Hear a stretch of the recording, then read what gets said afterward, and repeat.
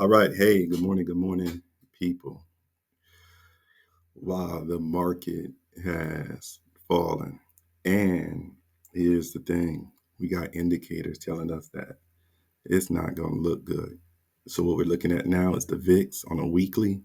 As you've seen, this VIX here, it's like these indicators tell the future, right? It's been indicating that something was going to happen. It's showing that there's potential for the squeeze to fire. And sure enough, the weekly squeeze fired yesterday. The VIX jumped from approximately somewhere in the $20 range all the way up to $40 overnight. And what happened overnight? China, in response, China imposed 34% tariffs on all U.S. goods and restricted exports of essential rare earth elements. The actions have led to a $2.4 trillion loss in U.S. equities, with the S&P 500 experiencing its largest one-day drop since June 2020. Is that around COVID? Banking stops. Citigroup and Bank of America have seen sharp declines. The Magnificent Seven tech firms have entered bear market territory. That means they're probably falling under the 200. JP Morgan has raised the probability of U.S. and global recession to 60%. And traders are now pricing in more than 100 basis points of Federal Reserve rate cuts this year. So the deal is, right, once fear happens, fear can drive the markets are trending low. The fear can drive uh, sell off even further. So the VIX has popped big time. Let's go take a look and see what the ES is doing.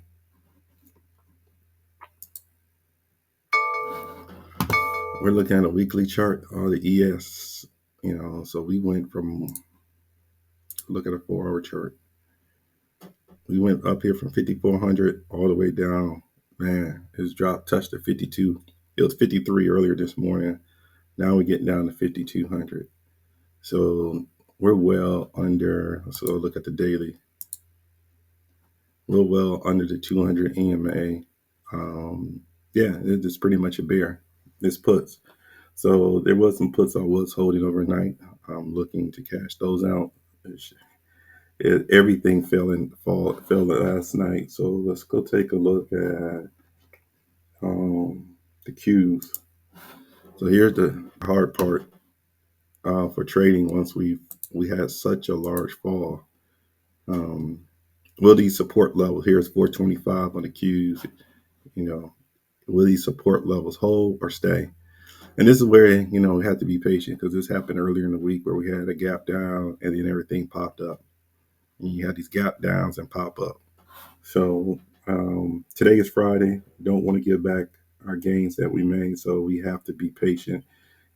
Overnight, everything falls. So when you see the ES move like that, it just tells you the stocks in the Dow, IWM, everywhere has fallen significantly overnight. So we're going to be at various levels of support. Here's Meta touching the 500 level of support. Microsoft don't look too bad. Let's go see where it is. Go check a 4 hour real quick.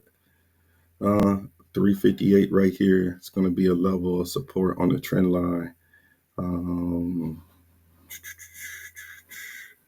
And see, it respected that trend line there, went up, and now it's breaking. So if it opens below 353, I might do a continuation on this. Otherwise, we might see a bounce from 358 back to 366. So, well, I would suggest be careful with the market. Let's look at the SPY, the QQQs. Now, I didn't say that. I'll look at the FANG stocks and see if they bounce off of their support level this morning. If there's any buyers there. Here's the hard part. When you have such a significant drop like this, and there's talks around recession, there's talks of more fear. When they talk about a probability of 60% now, we're talking about the Max 7. The fact that the Feds may increase the amount of cuts this year, it may not be enough to make the market bounce. A lot of times those conversations are used to show that there's some stability. and the Feds is going to help prevent a recession, et cetera, et cetera. But that may or may not be the case, right? And then the market may not react the same. It means they'll continue to move their money into gold, silver, bonds, etc. Here is Reddit. There were some stocks I was looking at yesterday evening. Reddit was one of them. Chinese stocks like PDD, etc. Continuation of BABA. I was looking at some of those, but they continue to fall significantly overnight. So it's going to be hard to say. Go look at PDD. Yeah, so it dropped another $8. So PDD, BABA, Baidu are three stocks from China that I do like to trade. I traded BABA early this week, made some money. I do like to trade. They should continue to do bad. How bad? That's the question. But I'm keeping my eyes on them. Those are the ones that I'll probably definitely looking forward to swing if I continue to see the right setup. Let's look at Domino's. Now, Domino's is one of these super strong stocks that's been very strong for a while, but we even seen Domino's fall. So today, maybe I'll be looking at stocks that has shown significant strength to the upside, but now has finally getting some weakness, meaning buyers have made profit on these stocks. They see that the market is bearish. And as long as these tariffs continue to happen, there's probably less likely we're going to be any type of bull phase, maybe just on a day news or something like that. So maybe buyers are starting to take profit. So here we see Domino's overnight setting up for a short. Let's go take a look at the 30-minute. Not bad. Let's take a look at one of my favorite CI that I wish I would have traded more of. I mean, even on the bad news yesterday, Cigna has been killing it. Again, let's take a look at Cigna on a weekly. It's been killing it. I mean, this is probably the only stock that I really Cigna in this sector here. Let's take a look at UNH. See if UNH, see Cigna, UNH. You see here in healthcare services. Now UNH is about to hit a key level support of 551. That is going to be a tail. So healthcare and service industries based things that are not necessarily impacted by inflation are considered to be good stocks to put your money in. They're service-based. People are going to continue to need these services. They should do well. Who knows? Maybe when the economy is bad, these things do well because of other factors that drive people to depend on healthcare. But Cigna and UNH, XLV sector has been pretty. Let's go take a look at the sector in general. The sector is going down, but the insurance sector is doing really well. All right, let's see if there's anything potentially that has some good setups. I like to trade the squeezes. Oh man, everything's been fired. So we have Bitcoin. Our coin seems to. So we have this 162 is a very key level of support. 162 for coin. If coin stays below this area, we could continue to short coin. Otherwise, coin could definitely be one of those that bounces off of 162 and maybe go back up to 168, 170 today. Only reason I think Coinbase might have is because people are looking for alternatives to put their money in, but I don't know if there's enough people that are looking to throw their money at, not throw, but put their money at coin in crypto right now with the market falling. When I say people, I'm talking about billionaires and large corporations investment. They probably want their place in the more safe because they've seen a significant amount of profit loss in the last few days. So coin could be a short. Let's take a look at BTC overall.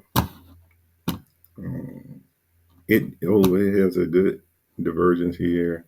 Something's going to happen. It's going to break one way or the other fairly soon in the next few days. It's going to break short or it's going to have a strong move back to the upside. We'll see. Let's see. That's coin.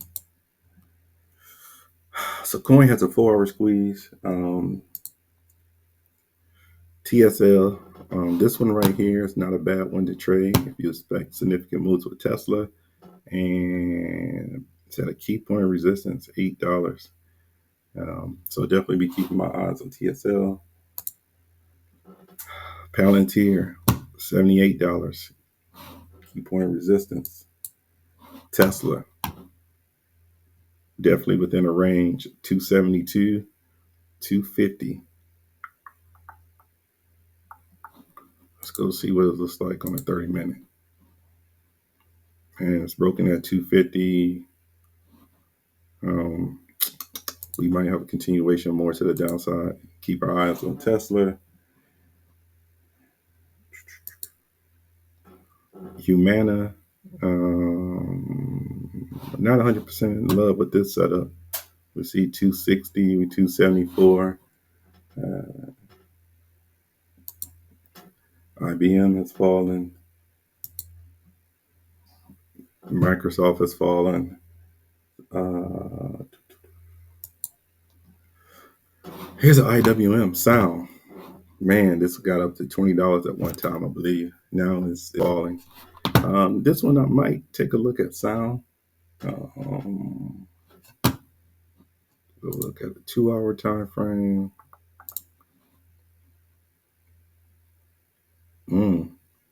Yeah, I might do Sound today. Since everything is oversold, I mean it's hard. I kind of like Domino's for setup today, right now, this morning. Again, I'll be patient.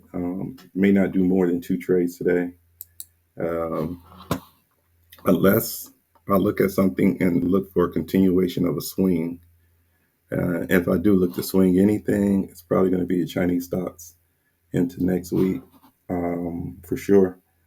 And then with China raising their tariff on American uh, goods, I might be looking at some stocks and doing some follow-up research on some stocks that's going to be impacted by the restricted exports of essential rare earth elements. So companies that specialize in that, I'll do some research on those today and take a look and probably swing trade those for going into next week. All right. Hopefully this video has been helpful. Be careful because today is such a big gap down. It's going to be interesting to see if it's a continuation. If it is, it's a lot of fear in the market. If you see some bounce back, maybe there'll be a little stabilization going into next week, but we are definitely in a bear market, so it's push. All right. Hopefully this video has been helpful. Um, if you like it, click the subscribe button. Have a blessed week. Take care.